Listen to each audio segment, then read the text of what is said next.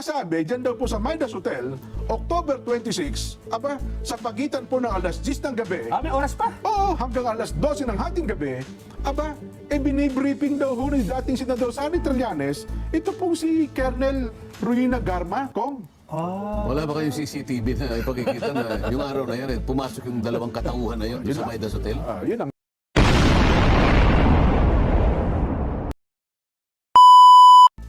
ano ha? Nason at Kong, marami kasing nakapansin eh.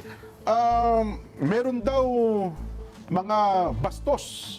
Ano ha? Kung ang pag-uusapan eh, pag-uugali, doon daw sa mga miyembro at mga opisyalis ng Quadcom, ano ba yun? Parang tatlong katangian yun, Kong, eh, no? Meron isa yung bastos, Yung kabaligtaran ng bastos. hindi mabait. Magalang. Magalang. Ano ba naman?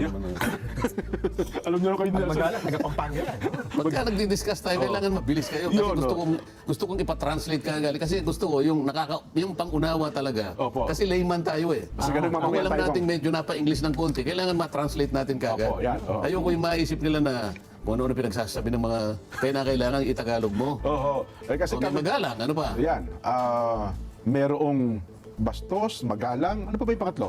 Nason? Pikon. Pangian? Pikon. Oo, mainit ang ulo. Mainit ang ulo. Hindi na pikon eh. Oo. Oo nga. Oo. Oo. May uminit ang ulo eh, mga ganyan. Meron naman Pag sa pikon ka, mainit ang ulo mo eh. Palagi. Yung naturalesa mo yun. naturalesa. Pikunin talaga. Meron Pikunin ka ganun. talaga dahil Oo. mainit ang dugo mo. Oo. Kung ngayon mo discussion, titigilan na natin. Hindi, meron kasi talagang mga tao kong na minsan nakakaasar eh. Madaling makapikon. Di ba? Pinuprovoke hindi. kasi yung tao. Meron talagang Namimikon, pikon. namimikon. Iba naman yun, ikaw nang naaasar eh. Ang Opo. sinasabi natin, yung naging kaganapan na maraming pagdinig, Oo. madi-describe mo sa iba't ibang mga katangian, yung mga tao Oo. na naging bida at kontrabida doon sa mga pagdinig na yun. Ayun. Di ba? So tatlo yun. Bastos, Apat. magalang, pikon. Ano yung pangapat kong? Ano yung sinabi mo? Bastos, magalang, at pikon. Yung high blood. Iba yung pikon at saka high May ulo. magpinsang buo yun eh. High blood, sabi sa Kapampangan po kasi high blood po tawag. Oo. Oo. Teka lang, doon ba sa mga miyembro at opisyalis ng Quadcom, may makikita ba yung mga apat na pag-uugali na yun ko? Talagay ko. Oo. Pagsikapan natin.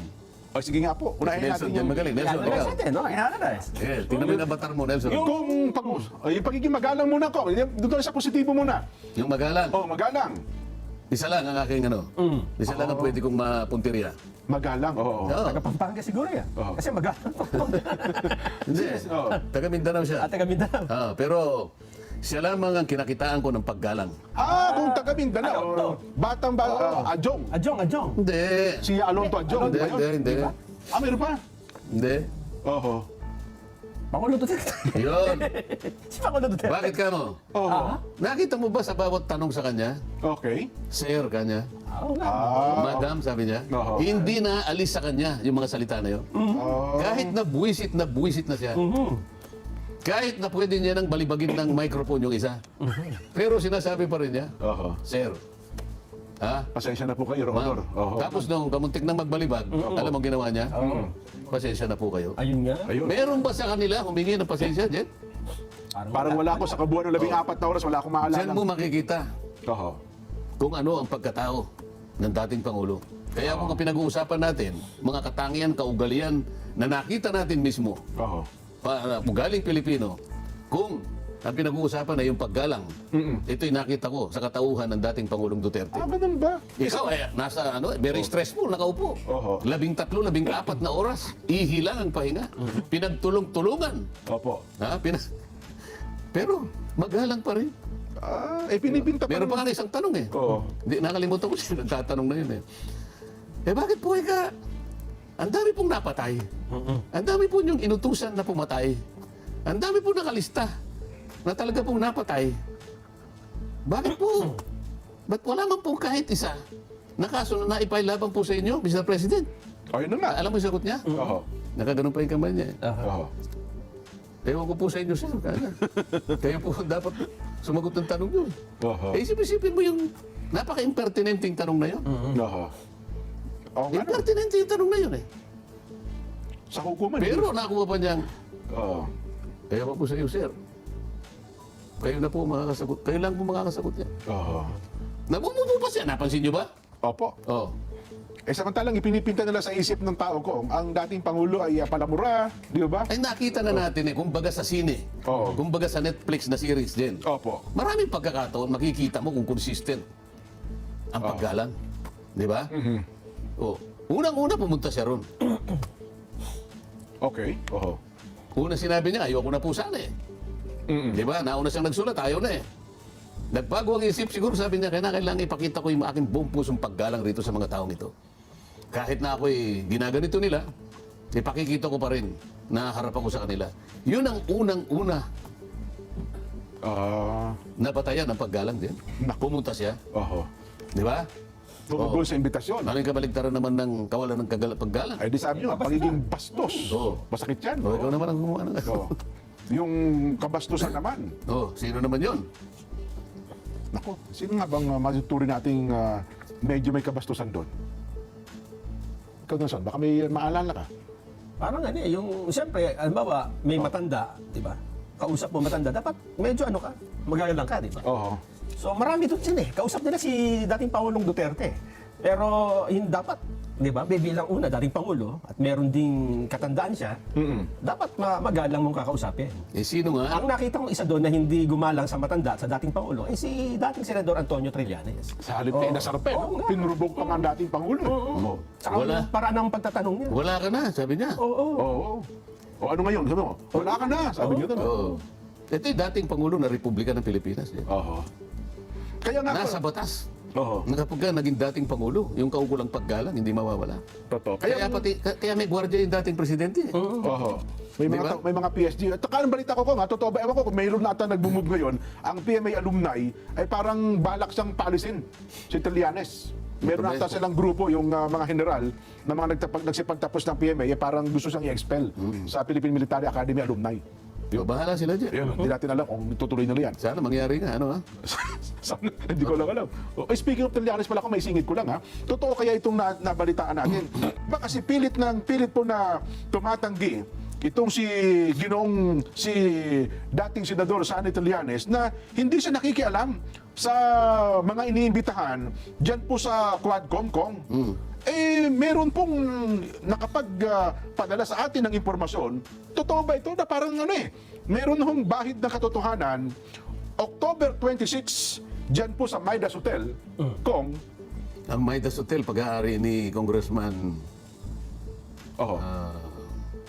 Si Aldico. Saldico. Yun, tama. Oo Sabay nga. pala na-ari niyan? Oo, dating partner sila dyan nila Kong Albit. Ngayon ay... Partner niya dati si dating Senador Manny Pacquiao. Ganun ba? At saka yung aking classmate sa Harvard, Oo. si Mayor Abby Benitez. Opo, oo. Pero parang nagkahiwa-hiwalay na. Ang may-ari na lang si Sabi na ng tama, oo. Congressman Saldico na siya yung ating chairman ng Appropriations Committee. Opo. May nakapagpadala sa atin ng impormasyon eh. Pero teka muna, bago mo ituloy yan. Oo. Lagyan lang natin ng timeline para maintindihan natin mga babayan. Oo. Una, sinabi natin, nakita si Trillanes doon mismo sa Quadcom, di ba? Sa Yung mga unang hearing, di ba? mga chairman's office. Oo. Nakita ko yun doon sa program ninyo eh. Ayun Opo, na. oo. Nasa Guam ako noon eh. Ganun ho ba? Natatawa ko. Oo. Biglang tumapang itong mga bata ko. Ano kaya nakain? Ang una kong naisip, ano kaya ang nakain nila? Ay, tama kayo. Pagkatas, iniba ko yung sarili ko. Baka wala silang makain. Yun na nga po. Alin kaya sa dalawa? Pero yun, bibiruin ko sana kayo. Di ba nung pag-uwi ko, tinext kita kagad? Yes. Jen, bakit bigla kayong tumapang? Ganun pala kung pag wala nakain, nag-hallucinate. Nag-hallucinate ko. Kasi sabi nila sa atin noon, naku yan katang isip nyo lang yan. Di Oo. hallucination nyo lang na si Trillanes na nakikialam dyan sa Quadcom. Oo. Kaya lang, Dito pumutok yun eh. Yun na nga po ko. Oh, anong naging batayan nyo? Yun nga, mabuti nga, nabuksan natin ito eh. Ayun na nga. Kasi dun sa una ako, may mga, hindi ka naman makakalagpas sa una, CCTV ng Congress. Oo. May mga tao makakakita sa'yo. Kaya kahit i-deny niya noon yan, Paano nyo nakuha yung Alam niyo naman tayo CCTV? meron kami May mga, siyempre naman. may mga kaibigan tayo dyan sa Talagang may mga... connection pala kayo. May No? intelligence tayo eh. Oh, so, base sa CCTV, Oo. ano yung napatunayan doon? Mukhang siya ang nagbibigay ng mga command. Oo. Ganito, ganyan, Hindi, ganyan. sa CCTV, ano yung nakita doon? Ikwento ninyo Na para... di umano'y pinupulong ni Ano di umano? Nakita na nga eh. Ano ginagawa niya at nasaan siya? Anong oras? Anong araw? Yung mga ganun. Hindi muna namin sasagutin kong yan, ha? Dahil yan eh, sensitibo. Baka mapahamak yung ating ano eh. Pero, nung pumunta si Pangulong Duterte, parang inamin na niya dyan, di ba? Oo. Kasi mis personal napilitan siya pumunta. Oo. Di ba? At sabi dati, hindi siya nakikialam kasi yung pag-uusapan niya na ICC pala niya. Yun nga. Eh ngayon, nainamin pala talaga siyang may koneksyon. Nung natanong siya, di ba? Oo, may Ay, ito connection. bago. Ito naman. Ay, anong pasabog mo ngayon? Oo. Eh, dahil sa tayo nag-hallucinate. Sabi nga ni Executive Secretary, hallucination nyo lamang yan. Siguro nga, nag-hallucinate siguro. Eh, kasi ang sinasabi, dyan daw po sa Midas Hotel, October 26, sa pagitan po ng alas 10 ng gabi, May oras pa. oo, hanggang alas 12 ng hating gabi, binibriefing daw ho ng dating Senador Sani Trillanes, ito pong si Colonel Ruina Garma, Kong. Wala ba kayong CCTV na ipakikita na yung araw na yun, pumasok yung dalawang katauhan na yun doon sa Midas Hotel? Yun ang... Para mapagtibay natin. Oo. Yun ang- Mahirap yung nag-aakusa tayo, pero baka naman hindi. Baka nga po hindi. Ako naman siguro kung nasabi ko, baka nag-hallucinate lang siguro yung nakapagbigay sa atin ng impormasyon. At nung sumunod na araw, meron pa siyang isang binibriefing daw eh. Na isang Hindi, huwag natin witness. sabihin na nag-hallucinate yung ano. Oo, ako po. Kayo lang ang pero yung ano, baka naman kumpleto sa pagkain yun. Ay, baka nga po, yun ang Kaya baka balik sa atin tama ng yung, impormasyon. baka totoo yung sinabi niya sa'yo. Oo. Ayun nga po. Hindi ko na, sa next time ko na babagitin kung sino yung pangalawang kanyang So, binibriefing. dalawang tao yung nabigay ng impormasyon. October 26 at saka 27, Midas Hotel, pagitan po ng alas Magkasunod na 10. araw. Yes po, alas 10 ng gabi hanggang Parehong oras, gano'n? mga ganun daw po, nasa pagitan ng ganung oras ko. Oh. Siguro itatanong nila, ano namang masama? Bagay, wala siguro namang masama yan. No? Kung binibriefing na naman pala niya. Kung sino man na binibriefing niya doon. Sino nagsabing anong masama? Kasi yun yung tanong ng Yun ang malimit vlogger sa na atin eh. mga no? vlogger. Ano namang masama kung nagtuturo si Trillanes? Ano namang masama kung... Nandun siya sa hearing. Sa hearing na yun. Hindi na maumaten doon, di ba? Lahat naman na niya, welcome doon. Ako nga niya, nandun din ako. Hindi lang ako nakikialam Hindi, sa noong hearing. October 27, 28 ba yan sinasabi? 26, 27, Kong. Kailan ba nakakulong yung Garma? Kailan ba siya na... Pakicheck nga sa avatar. Kasi kung nakakulong siya, ibig sabihin, pinayagan siya ng leadership ng House of Representatives. May problema yon, di ba? Oo nga, no, kasi nakakontempt Tingnan niyo siya muna doon. kung anong araw na nakakulong, nakontempt siya eh. Oo. Kasama yung isang pulis na nakontempt. Opo. Matagal yung araw na yon kasi meron silang rekomendasyon na hindi 10 days, kung hindi kanya hanggang sa matapos yung pagdinig. Kaya alam ko, baka sakop ng araw na nakakulong siya, at kung totoo na at meron nag-confirm na mapunta siya ron, Oo. so pinayagan siya. Paano siya mangyayari yun? Nasa mula- pag-iingat ka Oo nga, no. ng House of Representatives, pagkatapos kinausap ka ng dating senador. Mula sa Quezon City, napunta ng Pasay. Kasi ang Midas nasa Pasay Kong eh. Oo. Di ba? Ay, napakabigat ng implikasyon yan. Oo. Makikita mo na dyan ang sari-saring mga espekulasyon dyan. Oo. Ano naman ang kinalaman ng isang dating senador sa gawain ng Quadcom? Oo. Lalong-lalo na kung nakapiit yan, nakadetain. Opo. Siyempre, under the control ng House of Representatives. Bakit? Ano naman ang business niya para kausapin siya? Yun nga lang lagi tinatanong. Ano naman yung masama kung kausapin ng Trillanes yan? So, Napakasama. May masama pa lang Sapagkat- implikasyon yun, Kong. Sapagkat walang negosyo si Trillanes, Oo. hindi siya parte ng Quadcom. Oo. Lalong-lalo na, si Trillanes, alam naman natin at umamin naman siya, isa siya sa kinasusuklaman ng dating Pangulo. Oo. At siya rin naman, suklam na suklam din sa ating Pangulo. Totoo. Isa siya doon sa mga bastos. Bakit kamo? Oo. Bakit Bakit sinabi niya, natin Duterte ka niya, di ba? Oo. Ikaw ba naman sabihan kita ng Subarjaga? Medyo offending Medyo talaga. magkaramdam ka Oo. naman. Hindi, dating Pangulo po ito eh. Oo. Meron pang isang bastos doon, yung Arlen Brosas. Duterte, sabi niya rin. Oo. Mr. Chair, sinabi po ni Duterte. Saka yung Franz Castro, Kong, ayaw niya tawagin presidente. Hindi, isa medyo na ano ko pa rin, ganun ba? Yung dalawang nakita ko na diretso. Oo. Mr. Chair, dito po sinabi ni Duterte, mga ganun eh. Oo. Hindi 4-5 beses, ganun din yung Trillanes. Dito makikita mo ang kabastusan ng isang Pilipino. Oo. Kailangan ilitaw natin. Yun na nga. Para sa ganun makita natin, evaluate natin. Ano ba yung Quadcom? Sapagkat yung buong pangyayari, pati katangian ng mga tao na bumubuo ng Quadcom at lahat ng miyembro nito na kinakailangan linawin natin sa liwanag ng mga pangyayari. Anong klase ba Oo. ang ipinakita nilang mga katangian? Nako. O, dalawa pala natin, Oo. yun ano. Yun hong, sabi niya, high blood.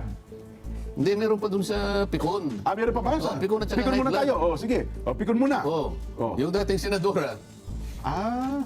hindi ba sinabi ni Oo. dating Pangulong Duterte, hindi ko Hindi ko Kilala kilala eh. Ayun nga, oh. Di ba? Oh, tapos, talagang obvious na Pikon eh. Oo. Mr. Chair, sabi niya, hindi naman pwedeng hindi ako kilala niyan. Paano niya hindi ako kilala nito? Paano hindi ako makikilala? Palagi niya ipakukulong kita. Oo. De Lima, ipakukulong kita. Maski po kanya si Executive Secretary Medel Dea, tanungin po niyan dyan. Oo. Kilala po nila ako eh. Naalala po ba niyo? Yung kauna-unahang sona Oo. ni Pangulong Duterte, sabi niya. Siya ang naging Puminto paksa. pa po siya sa tapat ko at kinamayan po niya ako. Yun, oo.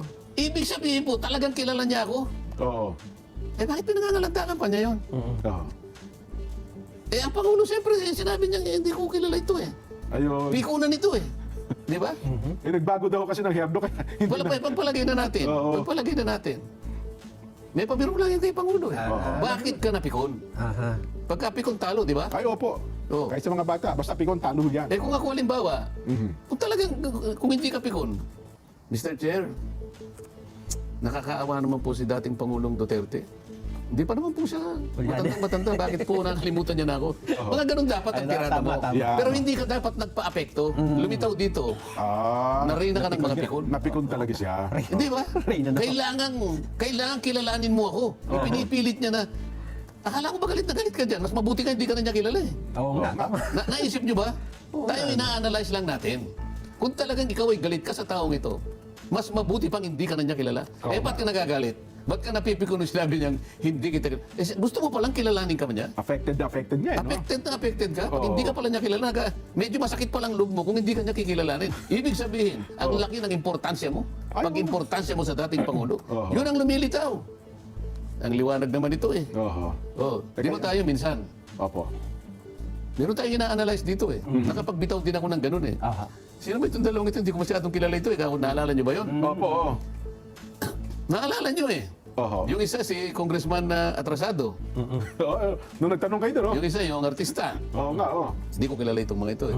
Tapos sabi mo naman, kilala ko po sila. Kilala ko po eh. sila, oo. Naalala mo yun? Yes mo, oo. Nelson, Nilista ko pa nga po pangalan ng mga yan, eh. Sabi ko gano'n, oo. bakit ako nagbitaw ng ganung pananalita? Oo. Kasi kilala ko yung dalawa yun dati, nung hindi pa nag-quadcom eh. Magalang yung dalawa, kaibigan ko yung dalawa na yun eh. Opo, oo. Ha? Hindi nagtuturo ng ganun, hindi na, are you rebuking this committee? Hindi ganun yung kakilala ko. Oo. Magalang yun, mga kaibigan ko yun eh. Yung isa kapitbahay ko nga ng ano eh. Paano ko kayo sasabihin? Kaya nga sinabi ko, hindi ko sila kilala. Oo. Kasi pareho silang hindi sila abogado. Kasi malaki na Pareho pinagbago nila. abogado. Oo. Teka muna, hindi naman sino ba itong mga ito? Hindi na ito yung mga kakilala ko. Ilang ibig ko sabihin Yun nga, niya. yun nga. Oo. Okay? Sapagkat, sinasabi nga natin palagi, hindi po kayo abogado eh.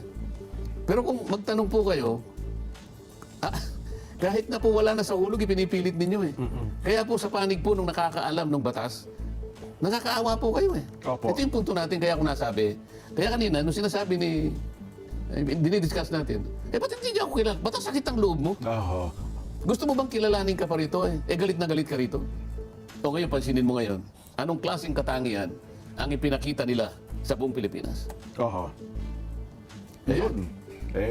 Na atin, magalang, bastos, Pikon? pikon, High blood, yung isa. pangapat, high blood. Bro. May ulo. Ayan. No.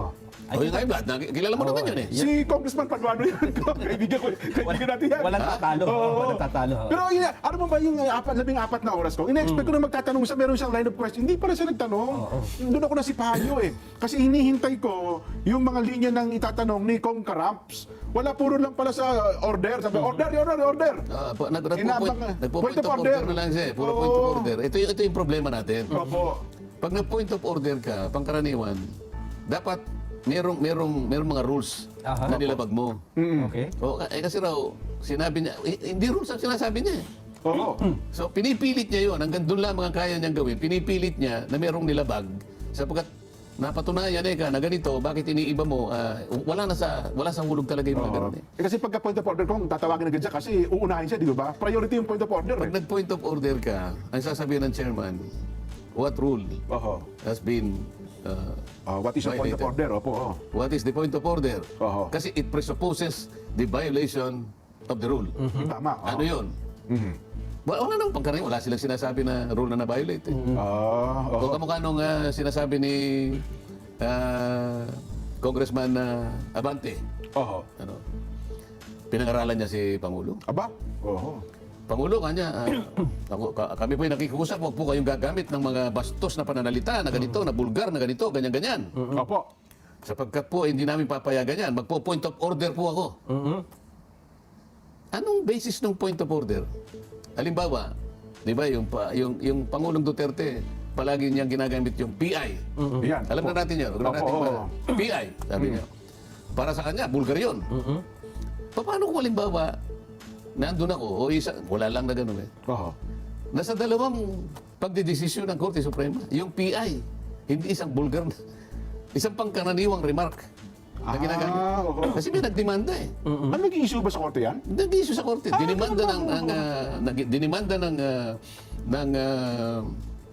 Oho. ano yung termino natin? Ng kawalan ng paggalang. Kasi inano siya. No? Oho. Slander by the o whatever. Ang ruling ng Korte, hindi ano yan. Common ano lang yan eh. Ayun, ganun ba? Oho. Kasi kung papansinin mo, yung PI, Opo. walang pansinin mo, sa bawat ginagamit na pananalita ni Pangulong Duterte na PI, wala siyang mo. Ibig sabihin, wala siyang inaano na isang Hindi siya tao. pinapartikular sa isang tao. Wala. Oho. Basta siya PI. Sabi niya lang. Oho. Iba yung sinabi mong PI mo. O direkta sa'yo. Oho. Pansinin mo lahat ang sinasabi niya. Wala. Kaya makikita mo, kabisado niya yung batas eh. Opo. Kabisado niya yung batas. Oho. So dito lilitaw ngayon lahat. Eh ito nga, nagpipilit siya, pinipilit niya na mabuti hindi siya pinangaralan. Oho. Hindi lang kumikibo yung dating presidente. Okay. Pwede nating sabihin sa kanya, pwede nating i-text sa kanya, basahin mo. Ito, desisyon ng Korte Suprema, dalawang jurisprudence. Yung PI ay isang pangkaraniwang ekspresyon na ginagamit. Hindi vulgar. Ayun pala, no?